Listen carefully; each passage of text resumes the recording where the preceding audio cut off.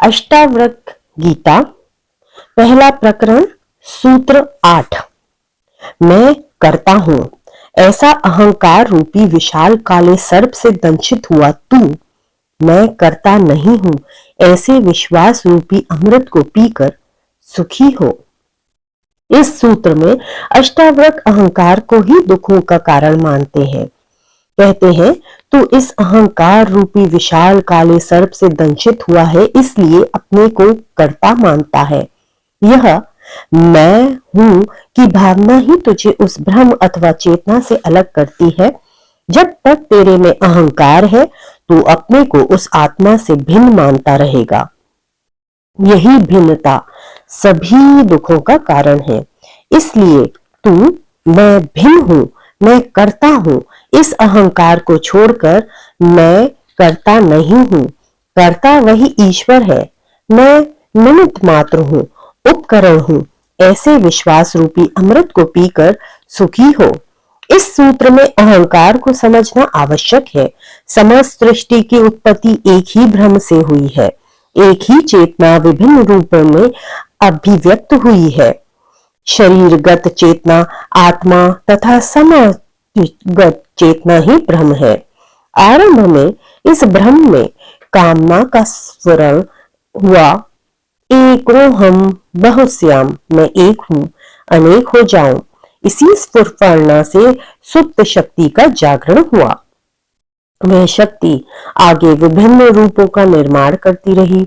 इन विभिन्न रूपों में व्याप्त चेतना को उस परम चेतना से पृथक तत्व का अनुभव हुआ, जिससे मैं भाव का उत्पन्न हुआ। यह मैं भाव ही स्व चेतना के उस विराट चेतना से पृथकत्व का कारण बना। इसी अहंकार से स्व चेतना उस विराट चेतना से भिन्न प्रतीत होने लगी। इस भिन्नता प्रतीति का मूल कारण मनुष्य की बुद्धि है। ये बुद्धि ही इस भिन्नता की प्रतीति का कारण बन गई। बाइबल की कथा है कि आदम ने शैतान के फुसलाए जाने पर बुद्धि का फल खाया, जिससे उसे स्वर्ग से पृथ्वी पर गिरा दिया गया। ये अच्छी प्रतीक कथा है।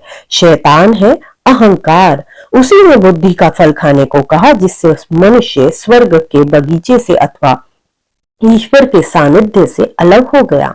अतः ये बुद्धि ही जीव को परमात्मा से अलग करती है, लेकिन बुद्धि को फुसलाया अहंकार ने। अतः ये अहंकार ही मूल पाप है, जिसके कहने से वह स्वर्ग के बागीचे से नीचे गिरा दिया गया। समस्त सृष्टि के आरंभ की प्रक्रिया इसी अहंकार से होती है। बाइबल में शैतान को ईश्वर के समान ही शक्तिशाली माना है। दोनों की सत्ता को स्वतंत्र रूप से स्वीकार किया है। वहां भारतीय दर्शन इस शैतान को अहंकार कहता है, किंतु इसकी स्वतंत्रता सत्ता नहीं मानता। इसकी उत्पत्ति अज्ञान से मानता है, जिससे वह कहता है अज्ञान ही मूल पाप है। अज्ञान से हुई ये प्रतीति आत्मज्ञान से ही मिट सकती है। जब आत्मा का बोध हो गया, उसका ज्ञान हो गया, तो भ्रांति मिट जाती है एवं मनुष्य अपने वास्तविक स्वरूप को पहचान लेता है। तभी वह शांत एवं सुखी हो सकता है। इसीलिए अष्टावक्र कहते हैं, मैं करता हूं, ऐसे अहंकारी रूपी विशाल काले सर्प से दंशित हुआ मैं करता नहीं हूं, ऐसे विश्वास रूपी अमृत को पीकर सुखी हो जाओ। यह मैं अथवा अहंकार अनंत भिखमंगा है। इसे चाहे जितना भी भरो, ये खाली ही रहता है। सिकंदर जैसा विश्व विजेता भी कहता है, मैं खाली हाथ जा रहा हूं। इस दुनिया का सारा खेल अहंकार का ही है। वह अपने को कुछ दिखाना चाहता है। मनुष्य की आवश्यकताएं बहुत कम है, जिन्हें आसानी से पूरा किया जा सकता है, किंतु उसके अधिकांश कार्य अहंकार तृप्ति के लिए ही होते हैं। ये अहंकार कठिन एवं असाध्य कार्य करने में रुचि लेता है, जैसे सिर के बल चलना, एक टांग पर खड़ा रहना, तप करना, नग्न रहना, लंबे उपवास करना, एवरेस्ट पर चढ़ना, लंबी समाधि लगाना, हठ योग करना आदि। ये आदमी का अहंकार ही है कि वह अपने को सभी पशुओं से श्रेष्ठ समझता है। इस अहंकार ने ही पृथ्वी को समस्त ब्रह्मांड का केंद्र माना, अपने को देवताओं की संतान माना। हमारा देश महान, हमारा धर्म महान, हमारी जाति महान, मैं महान, आदि सब अहंकार की ही घोषणा है। यह अहंकार एक रोग है जो जीवन में सिखाया जा रहा है।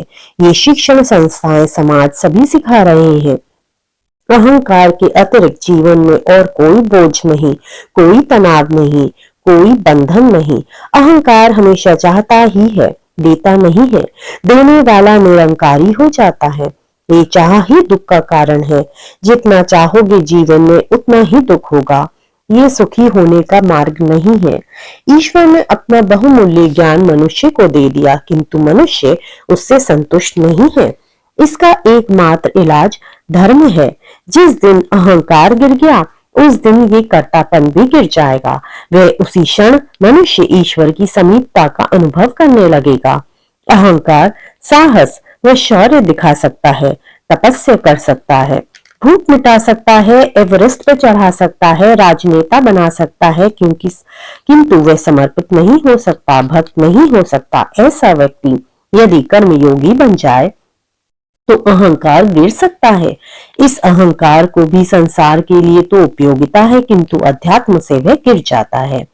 उसका नैतिक पतन हो जाता है। वह स्वार्थी बनकर चोरी, हत्याएं, शोषण, हिंसा सब कर लेता है। ऐसे अहंकारियों ने अपनी अलग ही दुनिया बसा ली है, जो इस अध्यात्म की दुनिया से सर्वथा भिन्न है। इसी कारण बाइबल में शैतान को ईश्वर के समान ही शक्तिशाली माना गया व भारत में इसी शैतान को मूल पाप माना है। अन्य समस्त प्रकार के पाप, अनैतिकता आदि इसी की संतानें हैं। अहंकार बड़े परिवार वाला है, वह इसका संयुक्त परिवार है। यदि अहंकार है तो नरक जाने के लिए और किसी पाप की आवश्यकता नहीं है। सब पाप अपने आप होते चले जाएंगे, करने नहीं पड़ेंगे। इसलिए अष्टावक्र ने इस अहंकार को विशाल काला सर्प कहा है। ये छोटा मोटा भी नहीं है, विशाल है और साधारण भी नहीं है, काला सर्प है। साथ ही अष्टावक्र केवल इस बीमारी का निदान ही नहीं करते, बल्कि इलाज भी बताते हैं कि इस अहंकार को गिराने का मात्र उपाय यह है कि मनुष्य मैं से मुक्त हो जाए। मैं करता नहीं हूँ, ये सृष्टि अपने विशिष्ट नियमों से चल रही है, परमात्मा की एकमात्र कर्ता है। ऐसा विश्वास पूर्वक मान लेना ही अहंकार मुक्ति के लिए पर्याप्त है। इसी से मनुष्य सुखी हो सकता है। अहंकारी व्यक्ति को सुखी करना मुश्किल है एवं निरंकारी को दुखी नहीं किया जा सकता। अष्टावक्र इसके लिए कोई विधि, साधना, तपस्या भी नहीं बताते। वे कहते हैं, देखो इस तरह दृष्टि मात्र बदलो, पूर्ण विश्वास एवं निष्ठा पूर्वक, तो निश्चय ही परिवर्तन आ जाएगा। बोध मात्र पर्याप्त है। ये गलत दृष्टि ही तुम्हारे दुखों का कारण है। गलत दृष्टि ये कि तुम अपने को उस अस्तित्व के साथ नहीं मानते, अपनी ढपली अलग ही बजाए जा रहे हो, सह अस्तित्व को स्वीकार नहीं करते कि तुम समग्र के ही एक हिस्से में हो, अलग नहीं हो। न जन्म पर तुम्हारा अधिकार है, न मृत्यु पर। बीच में व्यर्थ ही कर्ता बने बैठे हो। अष्टावक्र ने इस सूत्र में जो सार गर्भित कहा वे कह दिया। कोई विश्वास पूर्वक इसे अमृत के समान पी जाए तो सुखी हो सकता है। नारायण नारायण। इति श्री सूत्र 8। कल फिर मिलते हैं एक नए सूत्र के साथ। तब तक के लिए नमस्कार।